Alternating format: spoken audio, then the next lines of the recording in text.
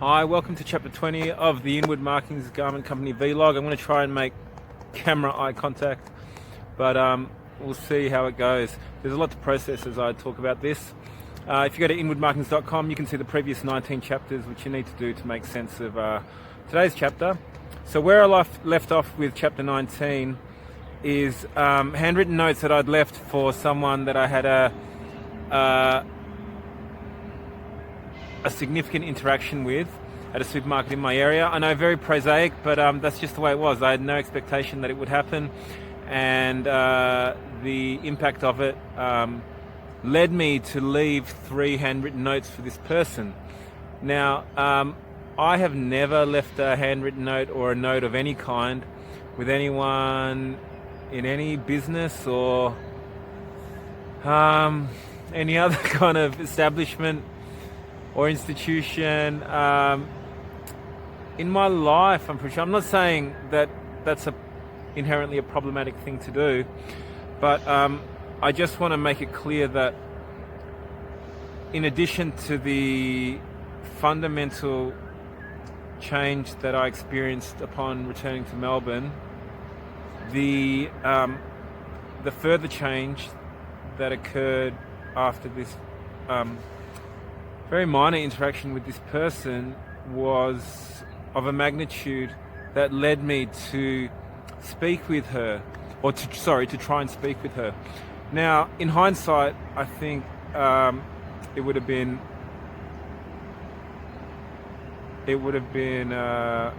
apt to seek out the guidance of some kind of spiritual counselor or something like that.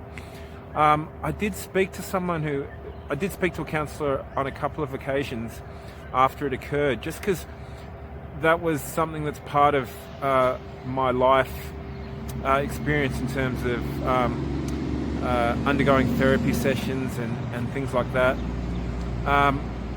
But the spiritual aspect was beyond, has not been part of my paradigm, if you like, for want of a better term.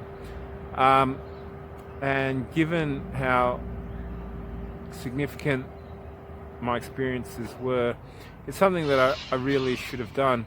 But because of my limited understanding at that time, the only thing I could think to do was to try and speak with the person who I now understand was merely a catalyst, not merely, but was a catalyst rather than someone that I needed to engage with directly. But because the experience that I had caused such a significant change within me that built upon the massive change that occurred in February of that year, I just felt compelled to try and I guess clarify what had occurred. And that was kind of the only way that I could envisage approaching it. So yes, it was. These are obviously insights that I have later as other things have happened, and so,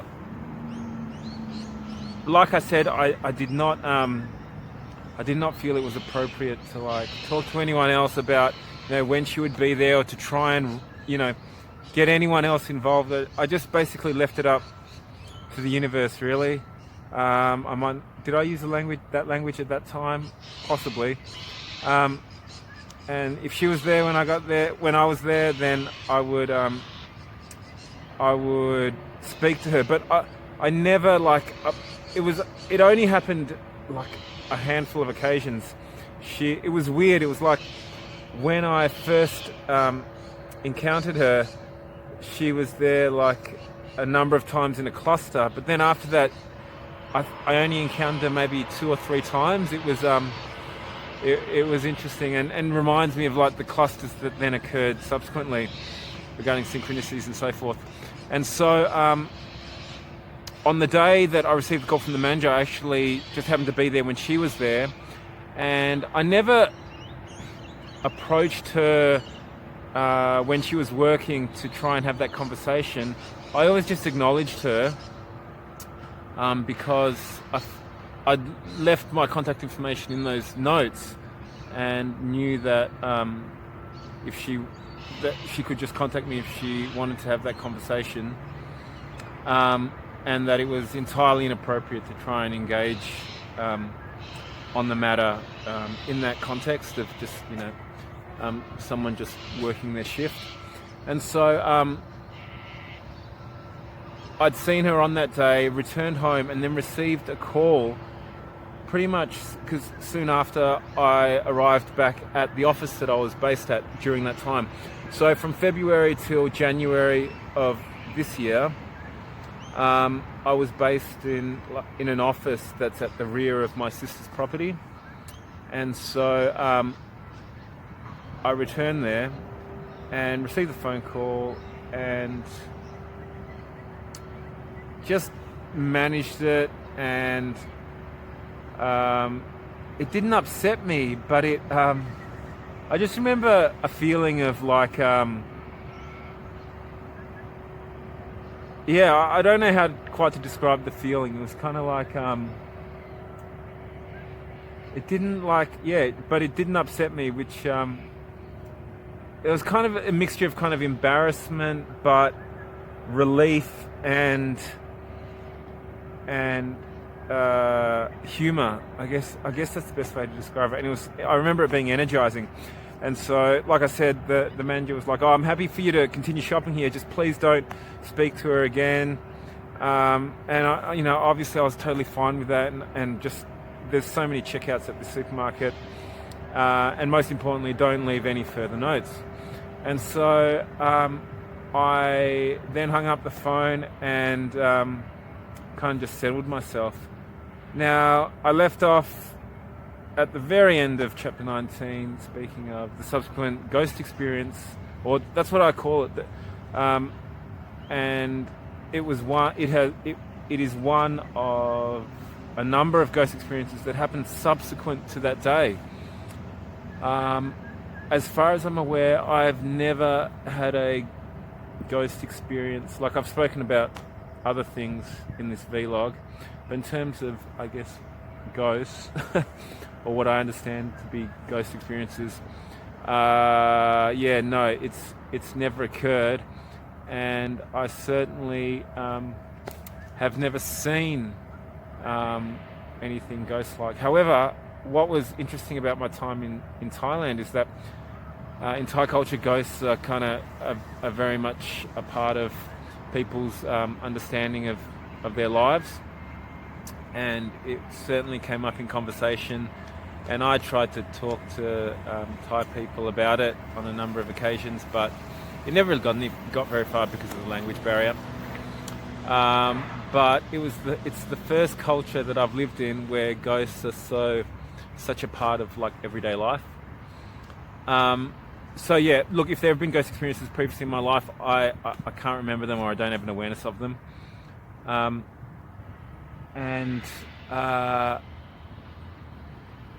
So what is oh, for fuck's sake. Oh, will you seriously?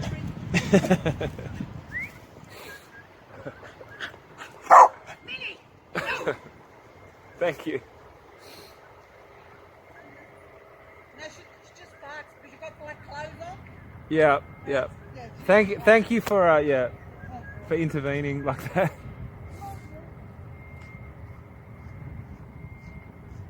You know, the world needs more people just fucking walking their dogs everywhere, because there's clearly not enough. No, dogs are fine. Dogs are fine. That was a fucking startle. And that, oh Jesus, some dogs, seriously. Anyhow. So what is particularly interesting to me looking back on this is that the ghost experiences started after that phone call, and then not before, but that phone call was like a threshold of some sort. So I had purchased earlier in the year, after returning to Melbourne, this really nice Danish raincoat, long green one, that I was very happy with. I think I even shared it on social media. I was so happy with it. And the red scarf, that if you follow my stories on Instagram, you'll see that I often wear that. I've worn it in this vlog. And I'd taken them off for the walk back from the supermarket that day. And after I settled following that phone call, I was ready to leave. Okay, sorry about that sudden interruption. I just ran out of memory. But yes, just to recap, I was in the office. I'd settled down after that phone call from the manager, and was ready to leave the office and just probably go and watch DVDs or read or something like that. And my red scarf and raincoat, and I actually got it wrong in the last bit. The red scarf was not the one that you see me wear in my Instagram stories and in this vlog, but it was a scarf that actually I feel like the universe brought to me. It's made in India. It's made of the most beautiful cotton, and it arrived at a time when I needed a scarf, and it was left just on the street side in a suburb called Richmond. But something that I was interested in for some reason, I can't remember exactly why now, is that India is like a home of cotton production and produces this really amazing cotton. I wasn't aware of that before I did some writing work overseas, when I was overseas. And then I think I had it reaffirmed. Yes, that's right. I had it reaffirmed by South Asian staff at that supermarket. And then not long after, found a scarf made in India from that fine cotton. And it's the most beautiful scarf. I still have it.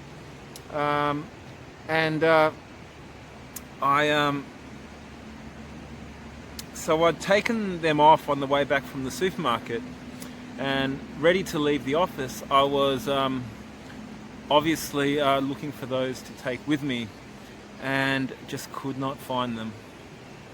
And I was completely bewildered because I'd been carrying them around for quite a while and had not. I rarely lose items like that, especially ones that are valuable to me. But also, after the massive life change that happened upon my return to Melbourne, my lucidity was just 100%, and it's only strengthened over time. Like everything that I relay in this vlog, I not only feel 100% clear about now, but during the events, everything was clear to me. And I think what made them particularly significant is that I was experiencing things that I'd only heard about or did not know was possible until I then researched them afterward. So it was experiential. That's what was so powerful. It wasn't merely that I'd encountered media or had a conversation with someone that blew me away. It was experiential. With that massive life change, and then also with the further intensification that occurred mid-July that I've talked about, mid-year that I've talked about, June, July, it felt like my brain was basically, so I've talked about like the impact of like those trance-like stages, the first kind of couple from Bangkok. So it feels like gradually my brain was kind of being rearranged or reset, and what happened in mid-2018 was like a prelude to the most significant rearrangement, if you like, for want of a better term. And as if what happened after I returned to Melbourne wasn't enough, things just further intensified. So I could not, for the life of me, work out where the raincoat and scarf could have been. The raincoat is a full length raincoat, and it's lightweight, but it's it's a fair bulk, and the scarf is very easy to visually see. I guess that's the only way one can really see in the strict sense of the word. Looked everywhere, envisaged scenarios, and this was what was. Oh, look, there's another cat. Look, can you see that cat in the distance? Look, that is the second cat for today. I didn't film the first one. I probably should have, or I should have taken a photo at least. But if you own a cat in Melbourne, especially in the inner north area, I've fucking encountered it. And more often than not, it's emerged at the exact same time that I've passed your property, or it's darted out from somewhere at the exact same time that I'm walking by or nearby. It's yeah, it's continual, and it's not infrequent. So back to the story. Because of how lucid I felt and was, that made the bewilderment more intensive, and I even found myself envisaging scenarios, even though I did know that that wasn't the case, just to try to find some kind of clarity through it all. And because of the timing of that loss, because at that time I was still very proud of both items, or I cherished both items, I just thought, okay, this is some kind of something sequential regarding what just occurred earlier in the day, and maybe this is about the universe just kind of showing me that I kind of maybe just got carried away or something, and so, and that was kind of if you like, a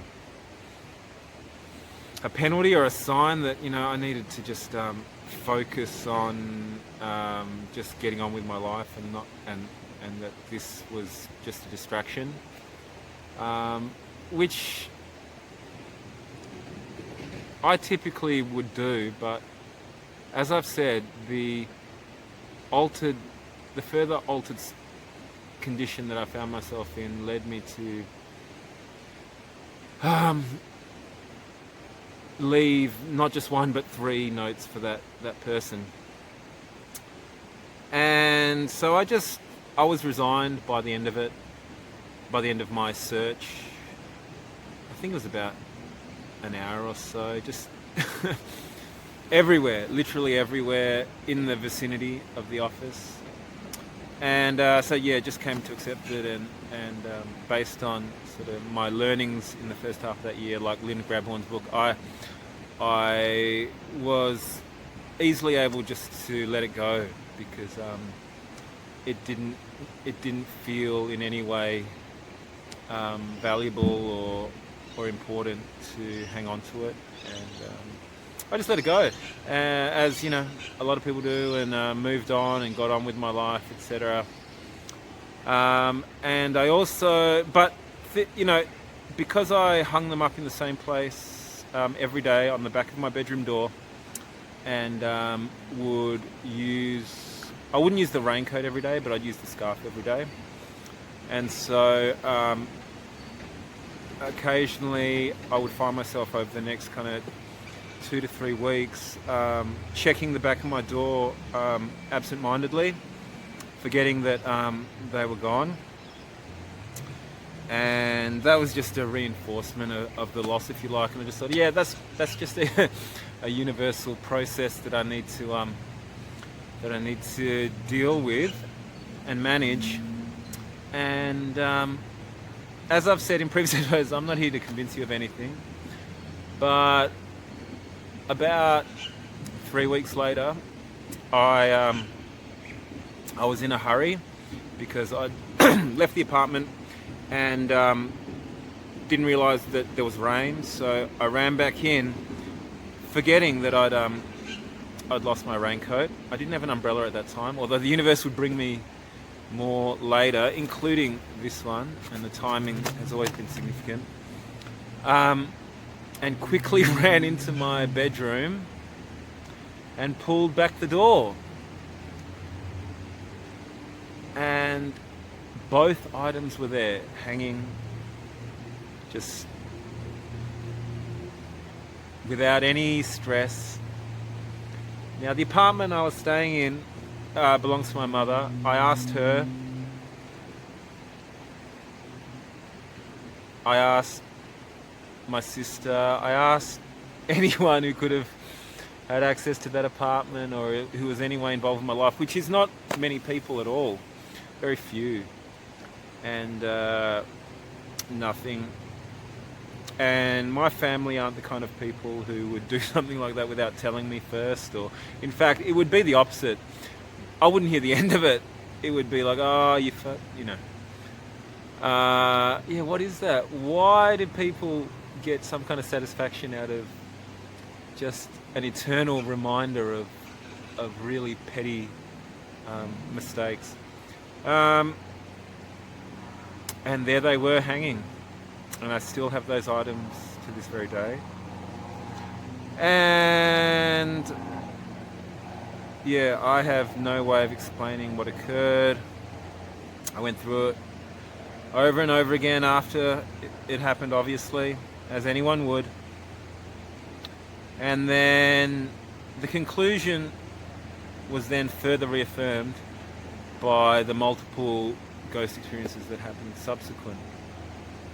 As far as I'm aware, mostly after September 2018. But yes, I have no doubt. I don't even have an inkling of doubt regarding the raincoat and scarf. They disappeared completely and then reappeared. And like I've said, I've never had any experience like that I'm aware of in my entire life. And it occurred immediately after the phone call from the manager regarding that person, who I now believe is a catalyst. And then they continued to happen after that.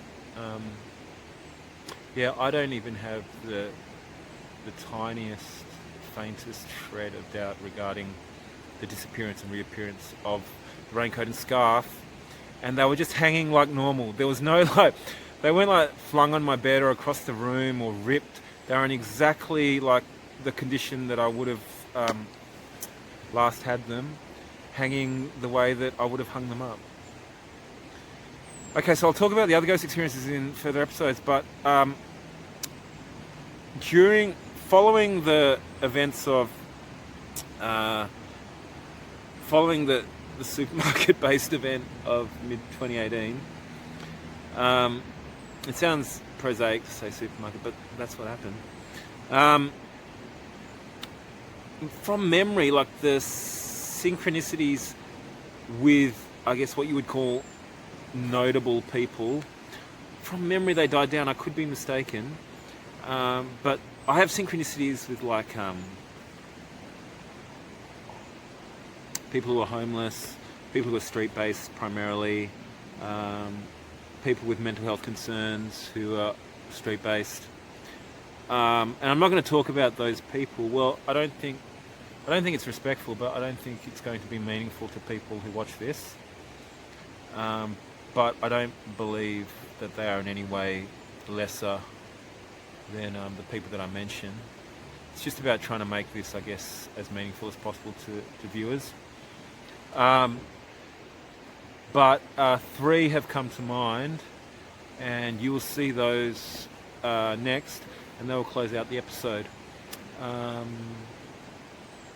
But then from September onward, things got hectic, real hectic. thank you, and I hope you can tune in to chapter 21. See ya. So here at Melbourne Museum is where I had my first synchronicity, one of three, with the skate videographer and skater James James. And the timing was significant because I'd only discovered him in the period leading up to my return to Melbourne in February 2018 through interviews and so forth, and he'd been doing a lot of work with Shane O'Neill, and Shane O'Neill talked about him, the skater Shane O'Neill talked about him after he joined the Primitive skate team, and I think James James did a lot of the filming for the intro part. So my timeline's a bit skewed. This first synchronicity actually occurred prior to June, July 2018, and then the second one you'll see next, and the third occurred post-September 2018, early 2019 actually. The timeline hopefully will make sense to you eventually, if it doesn't already, which it probably won't. So there's that. Okay, so this is the second place, along a stretch of road just along here, that I had a synchronicity with James James, and I was walking up the roadside on the oncoming traffic lane, just because I often try and walk on the road as much as possible because of fuckwit dog owners who don't clean up their dog shit, and also dickhead men who just spit the most disgusting phlegm onto the pavement without a second thought. There's no compelling reason for either. Yes, that was 2 of 3. I arrived at the corner behind me at the exact time as the lead singer of the band Clowns, Melbourne punk band signed to Fat Records now, and the timing again was meaningful because I'd only discovered Clowns after arriving back in Melbourne in February 2018. I'd seen them at the Melbourne Town Hall and then saw them at an amazing free show at the Tote in Collingwood, and he was with a friend and he gave me like one of his I think it was vegan or vegetarian food items. Can't remember what they were, but that would be the first of 4 synchronicities involving Clowns. The other 3 occurred post September 2018.